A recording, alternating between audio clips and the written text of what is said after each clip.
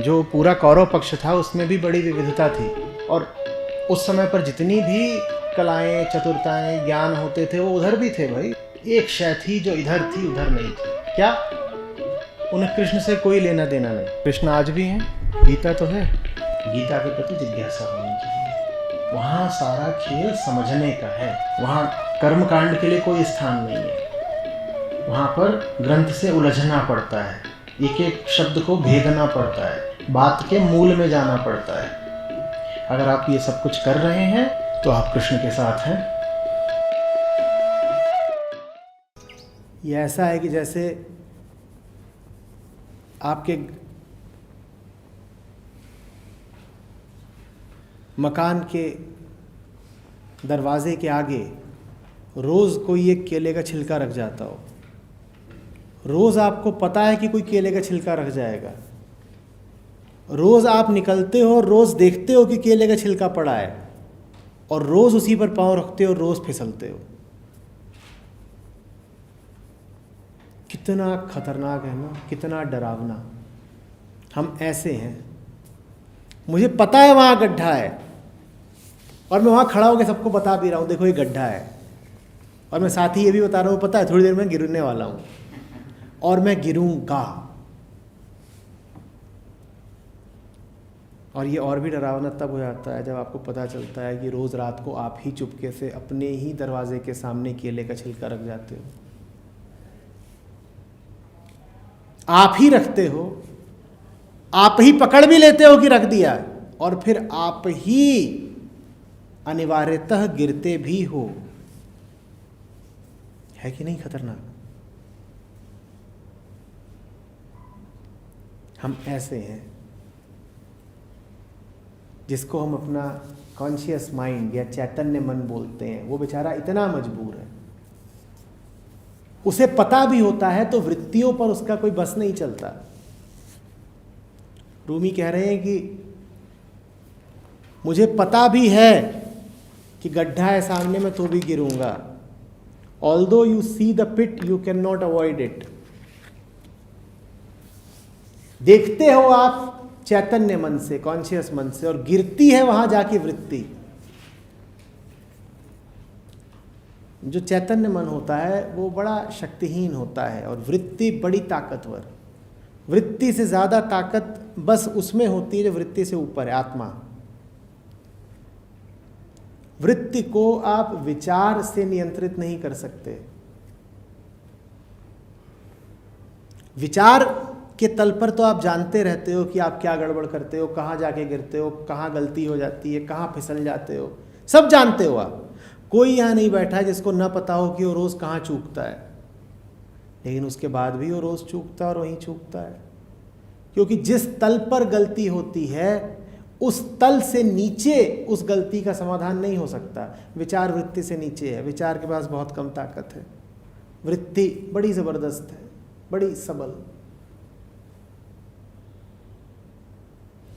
ये अनुभव किया है कि नहीं किया है कि अच्छे से जानते हो कहाँ गड़बड़ होती है, लेकिन गड़बड़ फिर भी होती है।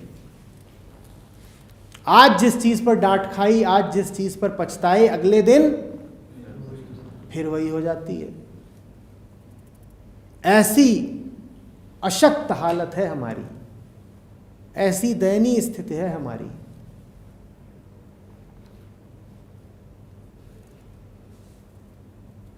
जानते बूझते गड्ढे में गिरते हैं, और गड्ढा भी कौन सा? वही कल वाला। लोग फिर गिरे। इससे अच्छा तो गड्ढे में घर ही बना लो। ये बार बार झंझट से मुक्ति पाओगे, निकले फिर गिरे, निकले फिर गिरे। क्या गोरख धंधा है। घुसी जाओ गड्ढे में, वहीं बैठ जाओ, बाहर नाम की तख्ती लगा दो, ये यहीं रहते हैं।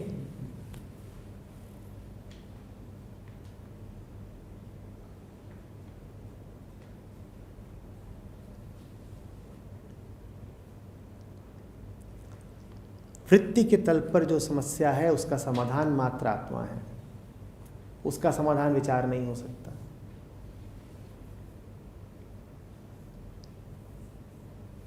आत्मा समाधान है से क्या अर्थ है? आत्मा समाधान है से अर्थ है कि सोचोगे तो अपूर्णता में ही घूमते रहोगे। वृत्ति तो चाहती है कि तुम और सोचो और अपूर्ण अनुभव करो, तभी तो गलती होगी, तभी तो फिसलोगे। वृत्ति आधारित होती है इस धारणा पर कि अपूर्णता है, और विचार उस अपूर्णता को ही ईंधन बना करके और घूमता है। तोड़ना है अगर वृत्ति को तो इस धारणा को तोड़ना पड़ेगा कि अपूर्णता है। तोड़ना है अगर वृत्ति को तो पूरी तरह से छोड़ना पड़ेगा इस ख्याल को कि कोई कमी है, कुछ पाना है, कुछ हासिल करना है। इस ख्याल को छोड़ देना ही आत्मा कहलाता है। आत्मा का अर्थ है अपूर्णताओं की सारी मान्यताओं से हाथ धो लिया, झंझट खत्म किया। सारी अपूर्णताओं के हटने के बाद जो शेष रहती है उसी को पूर्ण आत्मा कहते हैं। अब नहीं गिरोगे गड्ढे में, क्योंकि गड्ढा तुम्हें आकर्षित ही करता था पूर्णता का लालच दे देके। अब पूर्ण हो, अब किसी लालच में फरेब में क्यों आओगे? और जब तक पूर्ण नहीं हो तब तक लाख समझाते रहो अपने आप को कि गड्ढे में नहीं गिरना है। वो जैसे ही पुकारेगा आओ आओ पूर्णता दूंगा, वैसे ही तुम पाओगे कि जितना विचार किया था, जितनी बौद्धिक कसरत की थी, वो सब भुला गई। जितना सुना था, जितने शास्त्र पढ़े थे, गुरु के जितने वचन मिले थे, सब पीछे रह गए।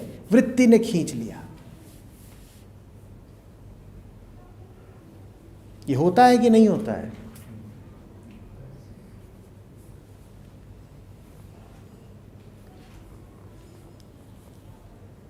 एक फिल्म है, उसमें एक गाना है, उसमें बीच में एक पंक्ति आती है, वो कहीं और किसी प्रसंग में गई है, पर हमारे लिए बड़ी उपयुक्त है। पंक्ति कहती है, होगा मसीहा सामने तेरे फिर भी न तू बच पाएगा। उपकार फिल्म का गाना है। ऐसी होती है वृत्ति। मसीहा ठीक सामने खड़ा होगा, तुमसे बात कर रहा होगा, लेकिन तुम्हारी वृत्ति फिर भी तुमसे वो करवा डालेगी जो वो करवाने के लिए आतुर है। तुम्हें सुनाई ही नहीं पड़ेगा तुमसे क्या कहा गया। तुम्हें गड्ढा दिखाया जा रहा होगा और तुम उसी गड्ढे में गिरने के लिए बेकरार होगे। मसीहा इतनी तो बता सकता है, न गिर, गड्ढे में चोट लगेगी, और तुम लपलपा रहे हो, लालायित हो, किसी गड्ढे में तो गिरना है। होगा मसीहा सामने तेरे फिर भी न तू बच पाएगा। तू समझा रहा होगा, वो हाथ जोड़ रहा होगा, वो कह रहा होगा मुझ पे एहसान करो, न गिरो गड्ढे में। तुम कह रहे होगे तू बोलना बंद कर, फिर मैं तुझे दिखाता हूं कि मुझे कहाँ जाना है। वो बेचारा बोल के थक जाएगा, जरा तुमसे हटेगा, किसी और दिशा जाएगा, तुम धड़ाम। अब ये अलग बात है गिरने के बाद हाय हाय चीख पुकार, अरे बचा लो, अरे चोट लग गई रे, मसीहा अंकल हाथ देना जरा। वो निकाले तुमको बाहर, तुम बाहर भी काहे के लिए निकले हो? दोबारा कूदने के लिए।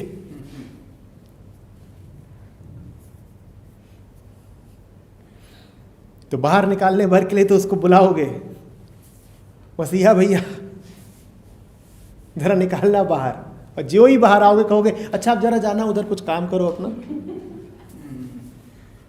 ये यही कह दो कि जाओ उधर जरा हमारे लिए बैंडेड लेके आओ, और जितनी देर वो मुड़ा बैंडेड लाने को उतनी देर में तुम धड़ाम, लजाओगे भी नहीं। फिर वो आएगा बैंडेड लेके बाहर मूर्खों की तरह खड़ा ताक रहा है कि अंदर क्या कर रहे हो?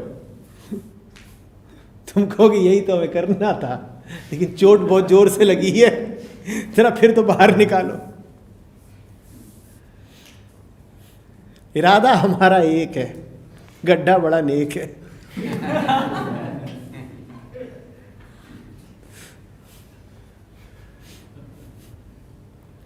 मसीहा बहुत जरूरी है तुम्हारे लिए, क्योंकि वो तुम्हें बाहर ना निकाले तो फिर गिरोगे कैसे? तो तुम्हें वो चाहिए। तुम्हें जिंदगी में दोनों चाहिए, एक साथ चाहिए। तुम्हें गड्ढा भी चाहिए और मसीहा भी चाहिए। सिर्फ गड्ढा होगा तो जीने का मज़ा नहीं आएगा, क्योंकि फिर गड्ढे में ही गिर गए, फंस गए, फिर तो हो सकता है आंख भी खुल जाए कि गड्ढा तो गड़बड़ चीज़ निकली। तुम्हें दोनों चाहिए। मसीहा इसलिए चाहिए कि बार बार निकालता रहे, वो बाहर निकालेगा तभी तो फन आएगा। कुछ दिन बाहर रहेंगे फिर कूदेंगे। दोनों से मुक्ति तो तब मिलेगी ना जब दोनों को देखो और गौर से देखो। यहां दोनों से तो कोई सरोकार नहीं है, एक से ही सरोकार है जहां जाकर के दिल बैठ गया है। दिल कहां जाके बैठ गया है? गड्ढे में। तो पहली बात, दोनों तो देखने नहीं है, एक ही देखना है। कौन? गड्ढा जो है। और जिस एक में गिरते हो उसको भी गौर से देखना नहीं है, तो यहां ना विंग्स है ना फ्लाइट है, तो वो बात यहां प्रासंगिक ही नहीं है। रूमी कह रहे हैं कि ईश्वर तुमको हर चीज के दोनों पहलुओं से वाकिफ कराता है ताकि तुमको दो पंख मिल सके उड़ान लेने के लिए। यहां न तो तुम्हें दोनों पंखों से मतलब है, न उड़ान से मतलब है। एक पक्ष से मतलब है। किस पक्ष से? गड्ढे से। और उसे भी गौर से देखना नहीं है। और गड्ढा थोड़ी बोलते हो जब उसमें गिरते हो, तुम कहते हो ये कुछ है, ये रत्न जड़ित तरणताल है।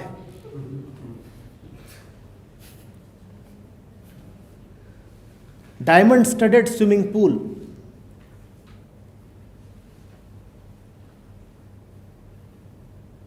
कीचड़ का गड्ढा थोड़े ही है। क्या दिखता है, आहा, क्या चमकता है, आहा।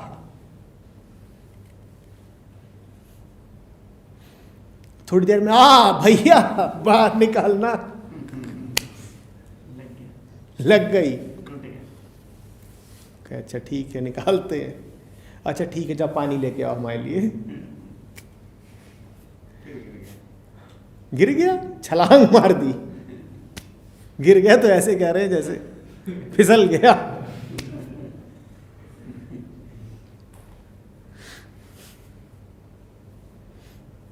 आप समझ रहे हो हमारे घरों में पूजा घर क्यों होता है? क्योंकि मसीहा भी हमें चाहिए। बहुत ज़रूरी है हमारी ज़िंदगी में मसीहा का होना, पर सीमित होना चाहिए। तब न टोके जब हम गड्ढे में गिर रहे हो। शयन कक्ष में नहीं चाहिए मसीहा, वहां तो हमें पूरी आज़ादी चाहिए गड्ढे में डाइव मारने की। पूजा घर चाहिए ताकि जब वहां से बाहर निकले लुटी पिटी हालत में, तुड़वा के नुचवा के, तो फिर आए और पूजा घर में बैठ जाएं, महाराज बड़ी चोट लगी है।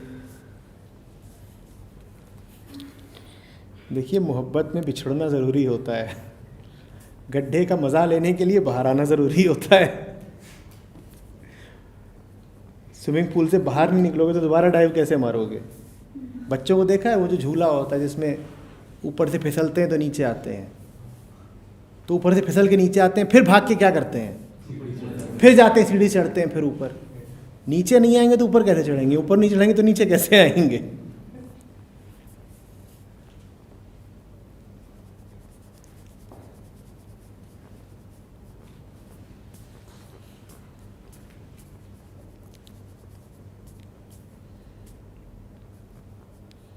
ये सब आध्यात्मिकता वगैरह इसीलिए ज़रूरी होती है ताकि कुछ दिन उपवास कर लें। उपवास के बाद खाने का जो आनंद है,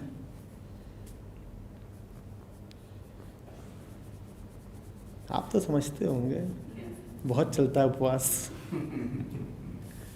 उपवास के बाद जो तोड़ने में मज़ा आता है उसकी तो बात ही क्या है।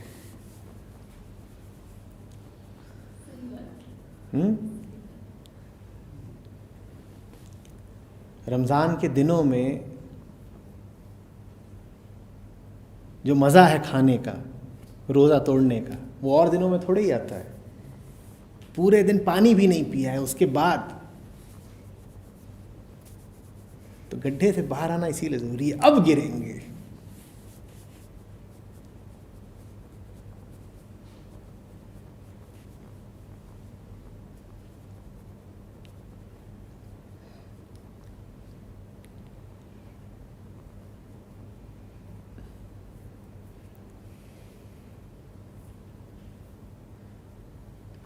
नवदुर्गा में खाने पीने की जितनी धूम रहती है उतनी और कभी रहती है?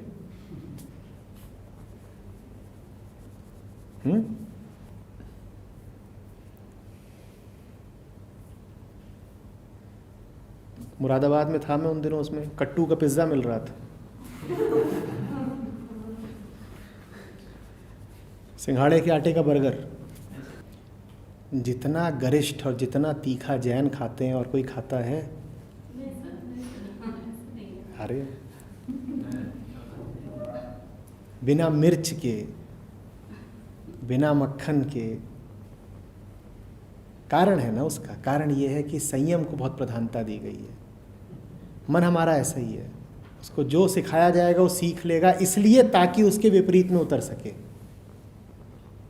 ऐसा नहीं कि सीखेगा नहीं, सीख तो लेगा और सीख के ठीक उसके विपरीत में उतरेगा। वही जो रूमी कह रहे हैं, अच्छे से पता हो जाएगा कि गड्ढा कहाँ है और फिर गड्ढे में कूदेगा।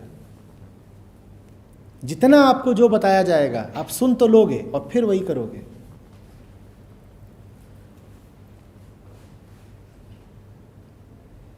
दीवारों पे लिखा रहता है अक्सर, देखा पढ़ा आपने, गधे के पूत।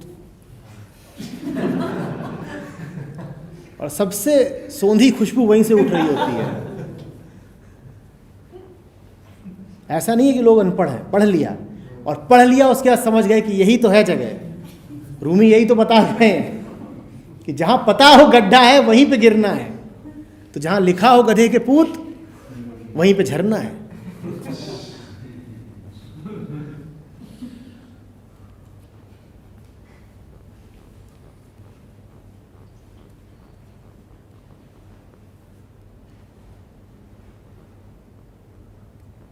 ये शास्त्र सारे और किस लिए हैं? ताकि ठीक ठीक बता दें कि क्या नहीं करना है। ऐसे तो पता ही नहीं चलता कि क्या नहीं करना है। एक बार उन्होंने बता दिया क्या नहीं करना है, उसके बाद वही तो करना है। अभी कैसे पता चले कि सबसे ज्यादा मजे की और उत्तेजना देने वाली और मसालेदार चीजें क्या होती हैं? शास्त्री तो बताएंगे। शास्त्र वर्जित ना करें तो हमें तो दिक्कत हो जाएगी, ढूंढना पड़ेगा कि क्या क्या करने में मजा आता है। शास्त्र खोलो, उसे पढ़ो, अच्छा ये नहीं करना होता, ये नहीं करना होता, ये नहीं करना होता, ठीक, पता चल गया। ये काम है जिनमें सबसे मजा आएगा। गुरु और किस लिए होता है? गुरु होता है इसीलिए कि वो बताए कि क्या नहीं करना है, सुनो क्या नहीं करना है, ठीक, अब आएगा मजा।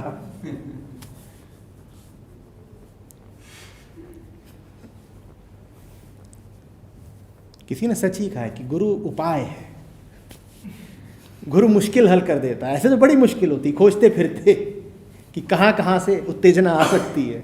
गुरु ने बता दिया देखो ये ना करना, उपाय मिल गए, कर डालो। रूमी कोई मजाक नहीं कर रहे हैं, वो हमारी जिंदगी का यथार्थ नंगा करके हमारे सामने रख रहे हैं।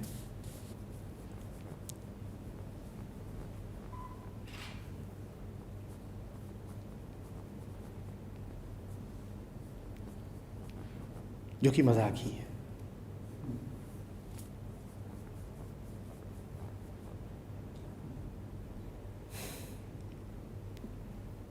ऊपर ऊपर आप जो भी कुछ कर रहे हो चेष्टाएं, उसके नीचे ज़रूर परख लिया करिए कि इरादा क्या है। ऊपर ऊपर से तो आप मुक्ति के लिए, बोध के लिए हज़ार प्रयत्न कर रहे होंगे, ये भी तो पूछ लिया करिए कि दिल ही दिल में इरादा क्या है, चाहिए भी या विंडो शॉपिंग के लिए निकले हो।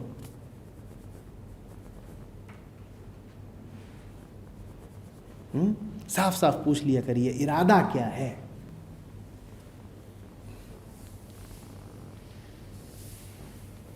जेब में है ही नहीं कुछ, खरीदेंगे कैसे?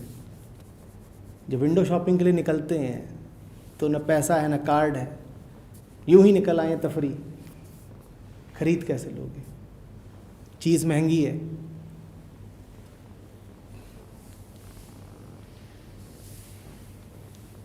ये वो विंडो शॉपिंग है जहां अपना पूरा अपरिग्रह करना पड़ता है, अपने आप को छोड़ के आना पड़ता है, तब चीज़ मिलती है। विंडो शॉपर्स के लिए नहीं है।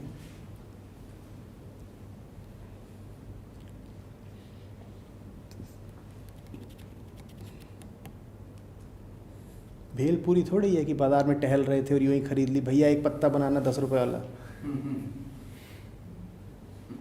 मामला महंगा है, न्यौछावर होना पड़ेगा।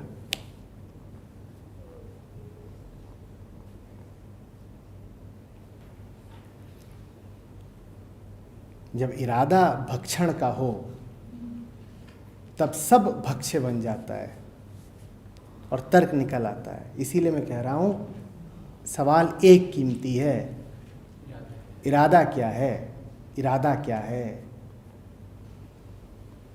शास्त्र पढ़ तो रहे हो, इरादा क्या है। शेक्सपियर ने कहा था the devil can site scripture for his own purpose.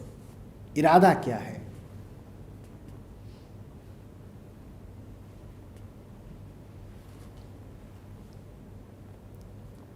गड्ढे का नक्शा तो मांग रहे हो, जीपीएस में पूछते रहे हो गड्ढा बताओ कहाँ है। इरादा क्या है, बचने का या गिरने का। पता तो चल जाएगा अब साफ साफ कि गड्ढा वहां है, पर पूछा क्यों, पूछा क्यों, इरादा क्या है।